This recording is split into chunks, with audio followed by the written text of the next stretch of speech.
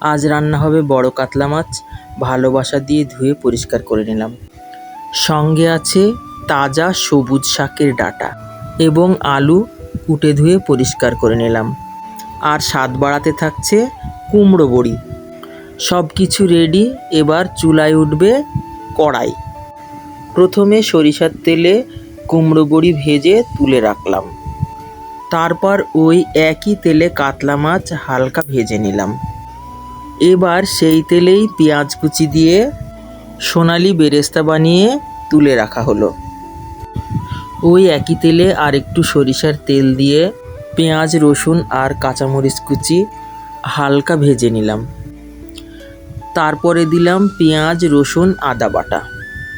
মশলা একটু কষিয়ে নিয়ে এবার দিয়ে দিলাম জিরা, ধনিয়া, হলুদ আর শুকনো মরিচের গুঁড়ো। এবার মশলা ভালোভাবে কষিয়ে তেল ছেড়ে দিলে ডাঁটা আলুগুলো ধুয়ে কষানো মশলার ভিতরে দিয়ে আরও একটু ভালোভাবে কষিয়ে নিলাম। অল্প অল্প করে পানি দিয়ে ভালোভাবে ডাঁটা আলুগুলো কষিয়ে নেওয়া হচ্ছে ঢেকে ঢেকে। কষানো হয়ে গেলে ঝোলের জন্য পানি দিয়ে দিলাম।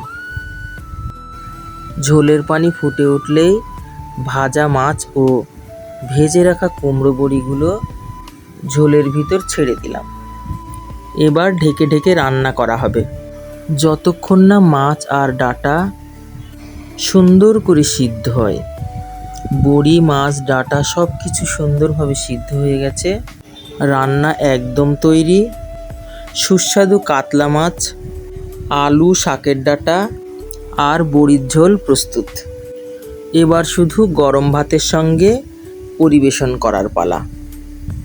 রান্না নামানোর আগে দিলাম কয়েকটা কাঁচামরিচ আর পেঁয়াজ বেরেস্তা। তারপর ঢেকে রাখলাম কিছুক্ষণ যাতে সুন্দর ঘ্রাণটা ভালোভাবে মিশে যায়। এতে ঝাল হবে একদম পরিমিত। আবার কাঁচামরিচের ঝাঁঝ আর বেরেস্তার সুগন্ধে তরকারি হবে আরও মজাদার। এবার গরম ভাতের সঙ্গে পরিবেশন করা হলো সুস্বাদু কাতলা মাছ, বড়ি, আলু আর ডাঁটা দিয়ে পাতলা ঝোল। এতটুকুই আজকের মতো। এবার বিদায় নিচ্ছি। সবাই লাইক, শেয়ার আর কমেন্ট করতে ভুলবেন না। আর হ্যাঁ, সাবস্ক্রাইবটা করে দিয়েন। আবার দেখা হবে নতুন কোনো রান্না নিয়ে। আল্লাহ হাফেজ। এই গরমে শরীরকে আরাম দিতে পাতলা ঝোলের এই কাতলা মাছের রান্না এক দারুণ আশ্রয়।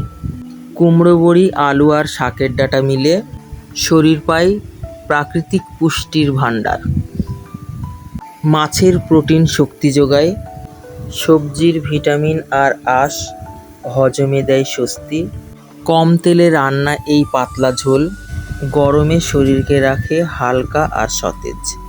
স্বাদের সাথে সাথে স্বাস্থ্যও থাকুক পাশে। এটাই আমার ঘরের রান্নার ভালোবাসা। গরমের ক্লান্ত শরীরেও আসে হালকা স্বস্তির ছোঁয়া। স্বাদ আর স্বাস্থ্যের এই মেলবন্ধনই আমার ঘরের রান্নার আসল ভালোবাসা। সবাই ভালো থাকবেন, সুস্থ থাকবেন। আল্লাহ হাফেজ।